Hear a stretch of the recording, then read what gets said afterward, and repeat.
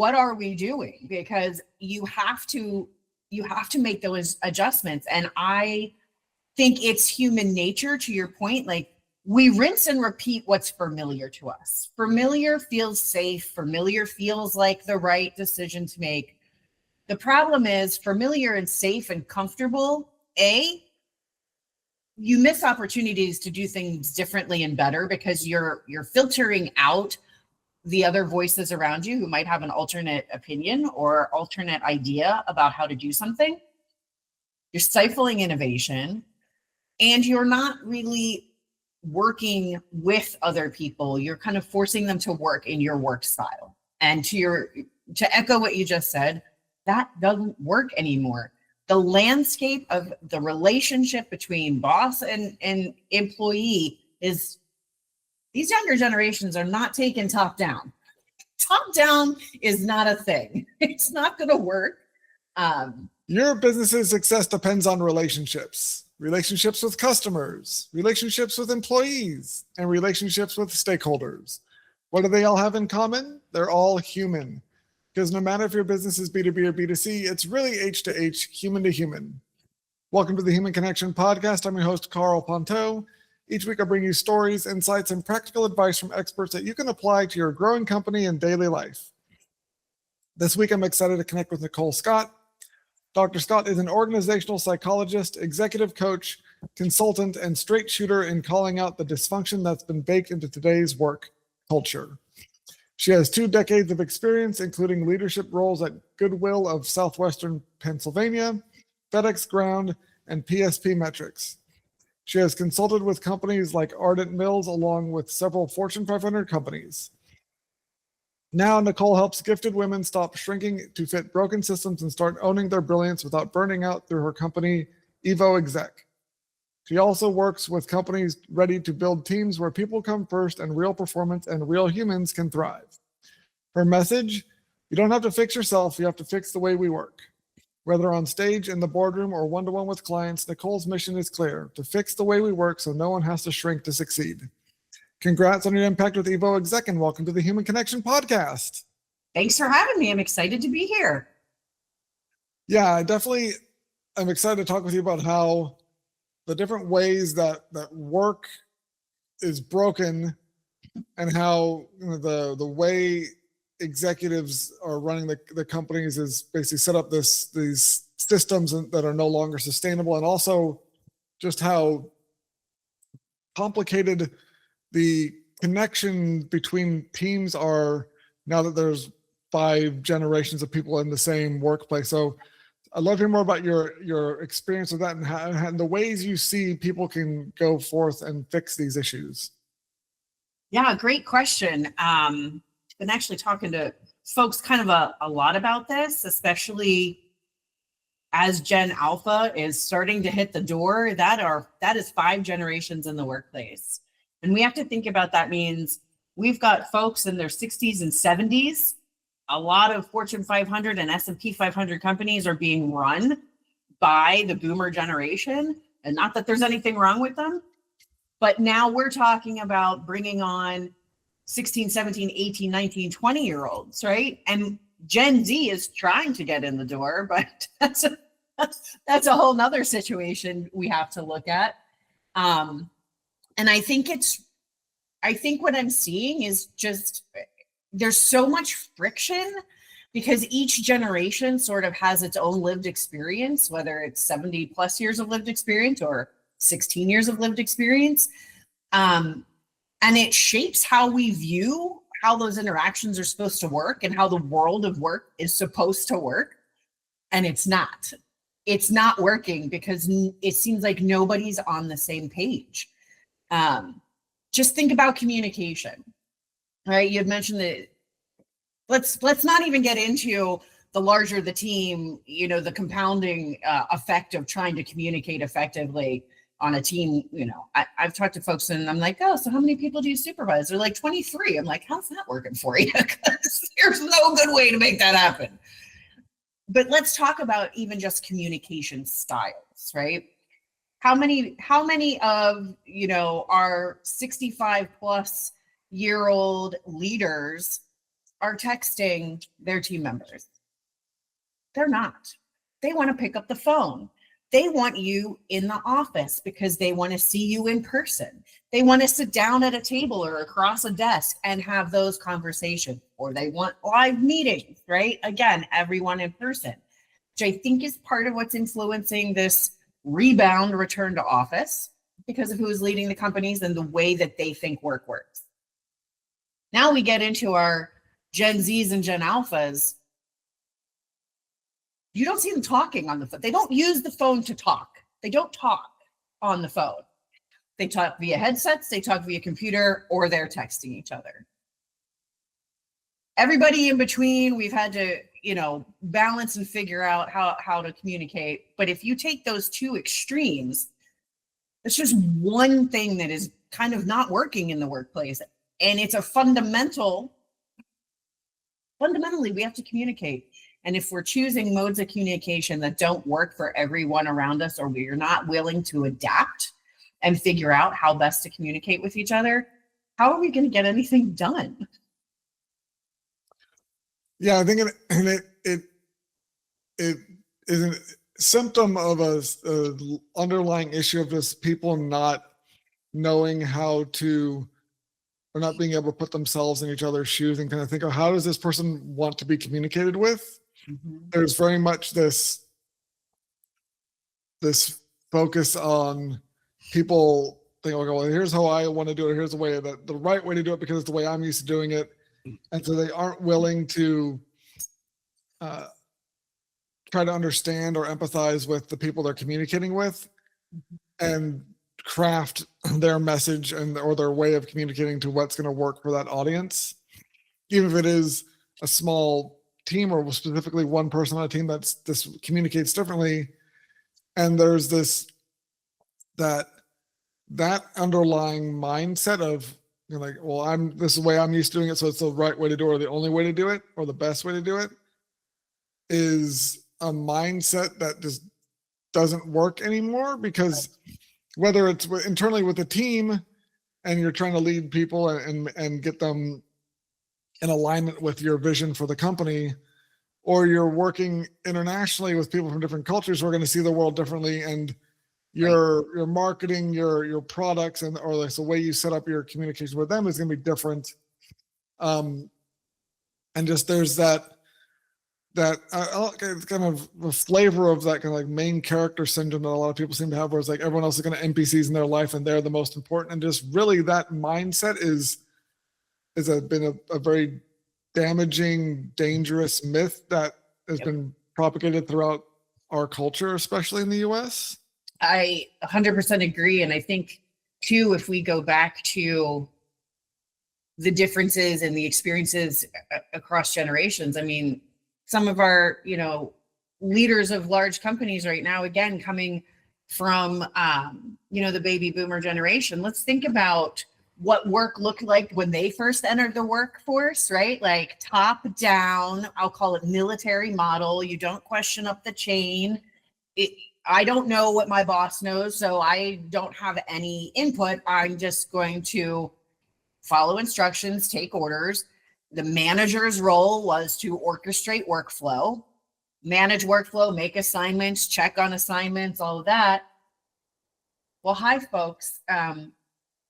Managers, that part of your job is about to be completely replaced by AI.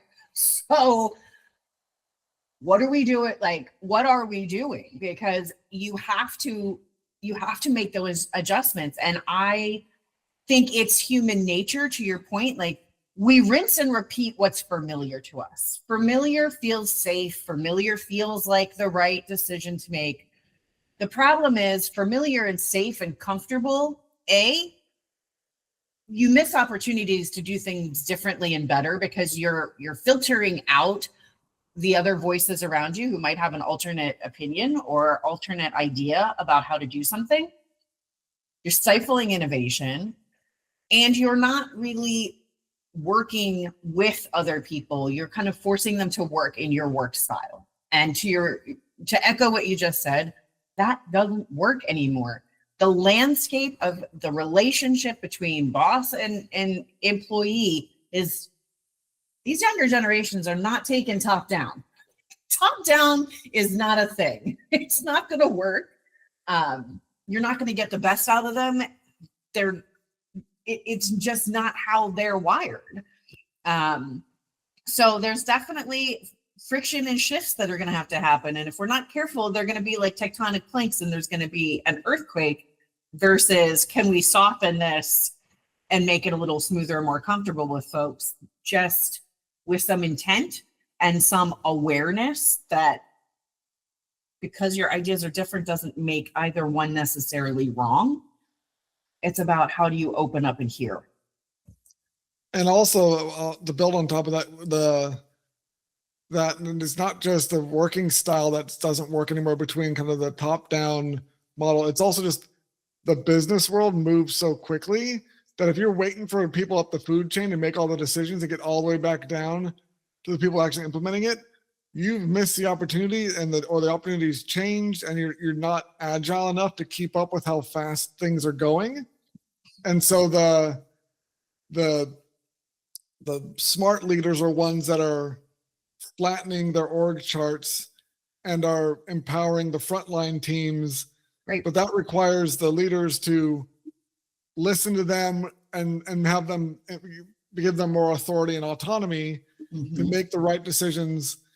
And that requires communicating on their level. And that's this, and you mentioned the whole tectonic shifting. I think it's a great metaphor because there's been all this, pressure building up over the last decade or two.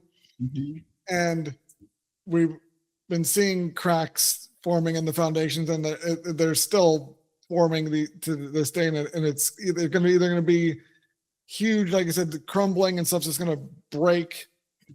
Or the companies that are investing in the org reformations and transformations and reshaping their org charts and the hierarchies and their mindsets are going to be able to adapt and to the change. But the ones that can hold on are going to have a huge problem with just success in the modern world. I mean, there's some that are big enough that they'll probably still be standing in some regard, but it's going to be just like it's a nightmare scenario for so many people, and for the business just is going to miss out on so much opportunity because they're not optimizing for the reality of the world they're in. They're trying to cling to this older mindset that just doesn't exist anymore. Absolutely. I think you're right. I think there's some behemoth companies that will continue for the foreseeable future to exist simply because of their sheer mass, and they can afford the inefficiencies and ineffectiveness is buried under the dollars, right? So we don't have to change. We're still making money. We're still profitable, all those things until one day you're not. But I think you're absolutely right.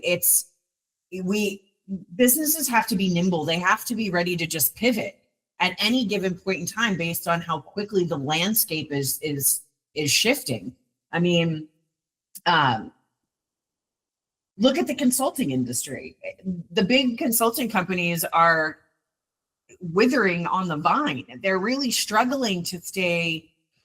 Their model isn't working anymore. It's like they had a blockbuster moment all in the snap of, blink of an eye.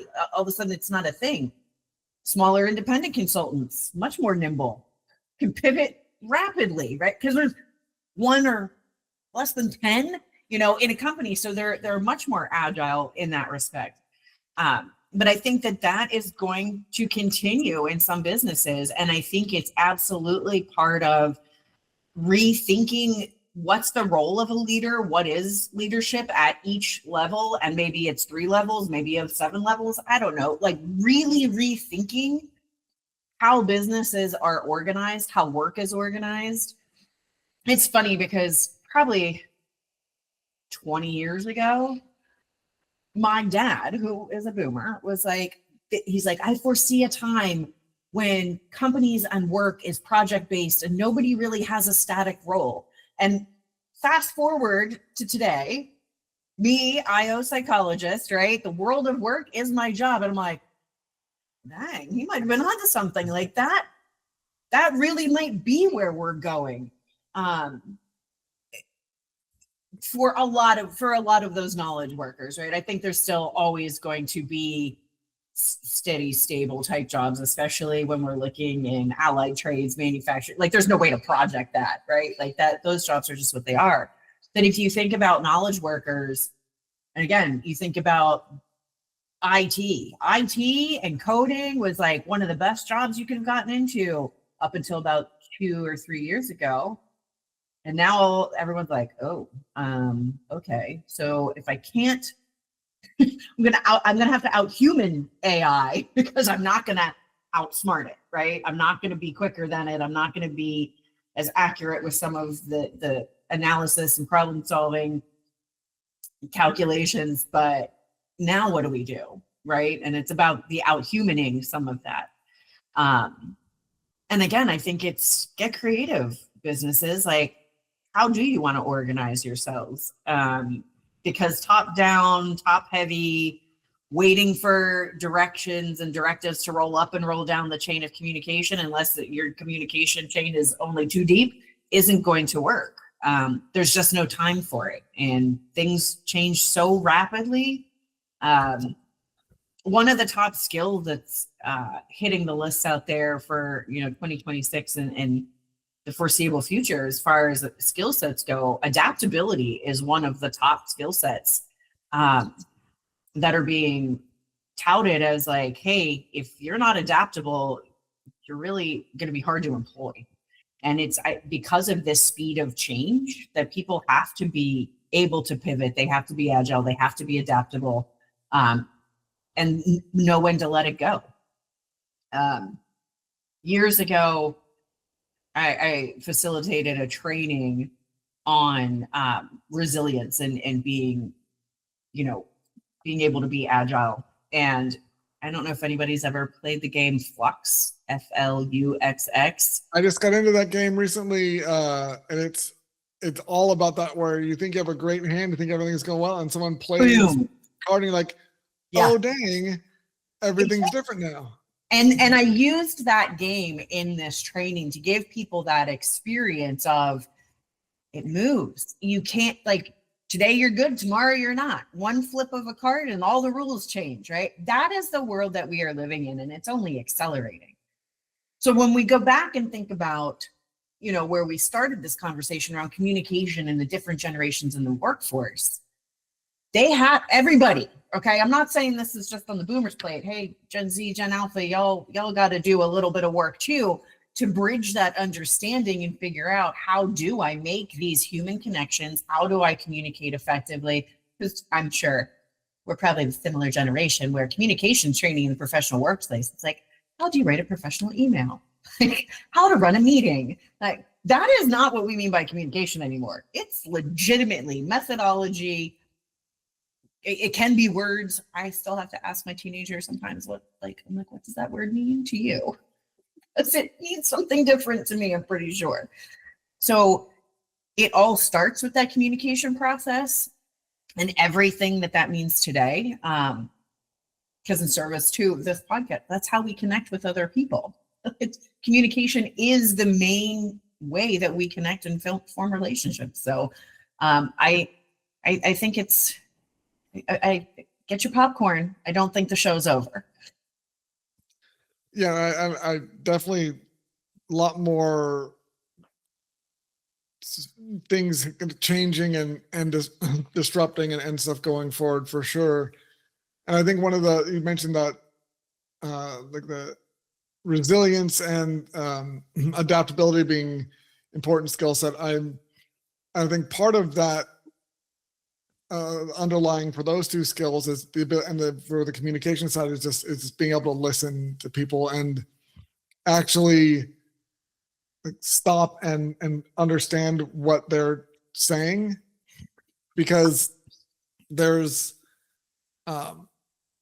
the communication breakdown is obviously there's two sides to it, or two or more sides, but there's almost always someone's not listening, or the others, and also the other side is the other side not communicating in a way that the other side is going to without the other side in mind. So it's basically that empathy and listening are two of those skills that are essential for being adaptive and resilient and navigating these things. And especially people that have been there's a lack of those skills in the workplace. Like I said, when communication training doesn't teach you those things, here's like they cover, like I said, the email formats and how to run a meeting, but they don't really, not enough people have exercised those muscles. So now when the obstacles in front of them require them to be able to utilize those muscles effectively to navigate this changing landscape, they're finding their flimsy muscles not really able to hoist them where they wanted to go. That leads to a lot more problems and unwelcome realizations that, oh, we're not really as prepared for what's going on as we thought we were.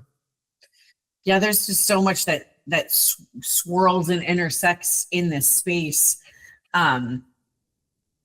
We can look at the, a sub-concept underneath of this bigger, broader adaptability.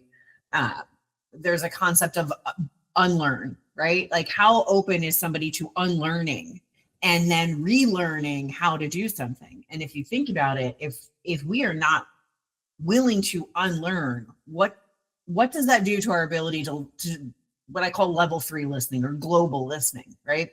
So on level 1, it's, what does this mean to me? Whatever this person is saying, what does it mean to me? How does it affect me? When you get to a level 2, you're like, oh, how does what they're saying affect them?